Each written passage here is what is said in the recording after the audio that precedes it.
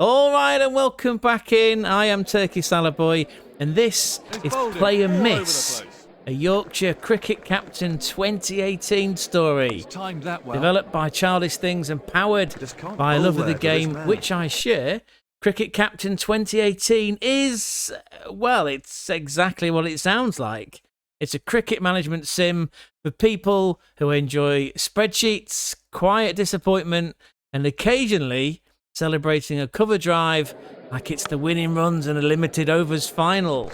You're the manager, you're picking lineups, you're organising training, you're setting fields, and you're pretending that you understand what aggression level 3 actually means. This game gives you thousands of players, decades of stats, and enough data to make you feel clever right up until you lose by an innings. It's not flashy, it's not loud, it's cricket. It's the long kind, the patient kind, the kind where you make one bad decision and spend the next 3 days having to live with it. And that is exactly why I love this game. This version of the game is 8 years old now, sure, but the bones of county cricket don't change. The rhythm, the pressure, the quiet days where nothing happens, and the days where everything does. Usually when you least need the stress. One of the easier catches. For this series, we're taking over Yorkshire, a county that means a lot to me. I grew up here. I spent countless days at Headingley, and I always feel that quiet sense of pride whenever a former player hits a milestone, even if my own milestones tend to involve collapsing middle orders. Our intent is to guide Yorkshire through a full campaign. She's a county with history, expectation, and a fan base that never settles for average. Which is unfortunate, because average is often where my cricket captain form likes to live. 2018 was a mixed season for the White Rose County. Mid-table in the county championship, inconsistent in the white ball formats. They were carrying a blend of talent but uncertainty. A team with room to grow, and that's the story that we're stepping into. We'll be playing every competitive match over by over. Not ball by ball, it's far too granular, too fussy, and frankly it's too much pressure for someone who still panics when the run rate climbs above 6. Over by over gives room for us and the game to breathe. It lets the story unfold at a human pace, and it keeps the focus on decisions rather than micromanagement. The season itself, it comes in blocks. We're going to start with the county championship, which is the long format. That's the one that suits Yorkshire's identity best. Then we move into the 50-over competition, where I'm less confident. Limited overs in cricket captain can be unforgiving, and I've seen plenty of creators struggle with it, and I intend to join them. But that's part of the story. We'll learn it, we'll adapt, and then we hit the T20 blast. Yeah, the T20 blast, where chaos is the norm and plans really survive contact with reality, especially mine. Nowhere near the ball. Before any of that, we've got the squad, and you can see that under team details. You can see the spine of this Yorkshire side from that menu.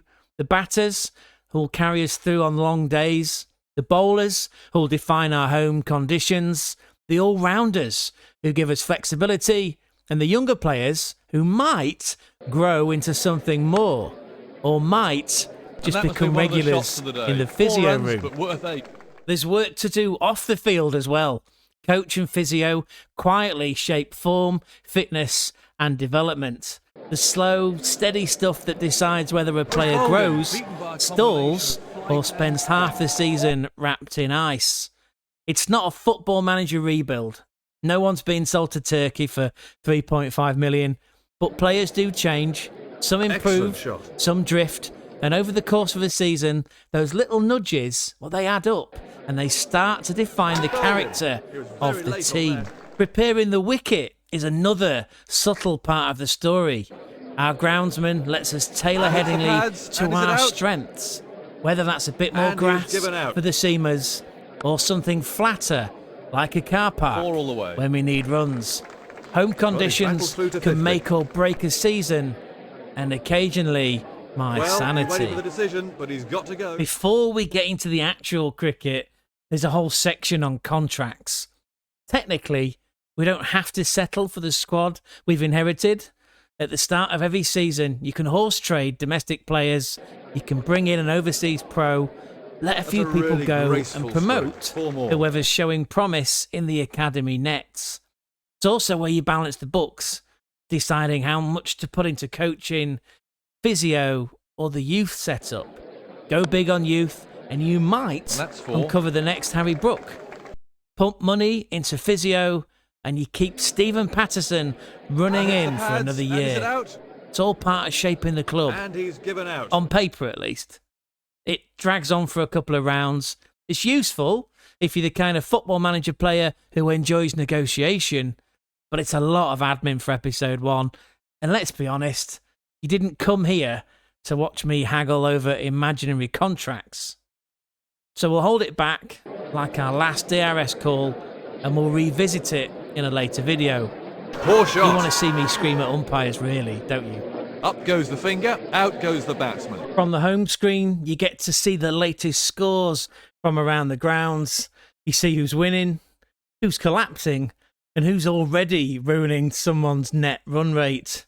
You also get messages about the squad. And of course, Matty Waite is out injured for 5 weeks. Perfect timing. Away it goes. Shame right it's too late to go back and renegotiate his contract. Leeds University match out of the way. A tidy little warm-up. Nothing too dramatic. 447 for 2 declared from us. Setting up an innings victory. Pleasing to see a double ton from the elder statesman that is Adam Lyth. 252 is what he notched up. And Alex Lees with 184 not out. Looking like he's batting in a different sport entirely. Jack Brooks was the pick of the Yorkshire bowlers. A 5-foot in the first innings, 8 in the match. And Ben Code chipped in with 5 across the game as well. All very reassuring, even if it's the kind of fixture where half the crowd were probably revising for exams. Let's set some expectations. Yorkshire, well, we're in Division 1. Last season, we finished in 4th. Consolidating that feels about right. I'm not expecting miracles, just competence. Ideally, spread across 4 days rather than 4 overs. As for white ball cricket, I'm not holding out much hope. In the Challenge Trophy, I would take 2 wins out of 8 and call it character building. In the T20 Blast, however, 4 wins out of 14 feels about right. That's enough to avoid embarrassment, but not enough to raise anyone's blood pressure. So that's the lay of the land. A steady red ball campaign, modest ambitions in the shorter formats, and a squad that hopefully behaves itself just long enough for us to enjoy the ride. For those watching who are expecting to see actual cricket, you can blame that on the ICC. They've made pre-season admin a format of its own. This episode, it's been the prologue. Call it pre-season training before the cricket begins in earnest. That's a thick edge. In the next video, we actually start the season with a county championship Division 1 opener against Essex. So keep an eye out for one Sir Alistair Cook. If you want to stay with Yorkshire as this story unfolds, across the long days, the tight finishes, and the messy limited overs learning curve, then you know where to find me. And if you want to support the journey, a like and a subscribe genuinely helps us keep within the over 8. Until the next episode, keep your box clean and your length full. Very close. That was a suicidal run.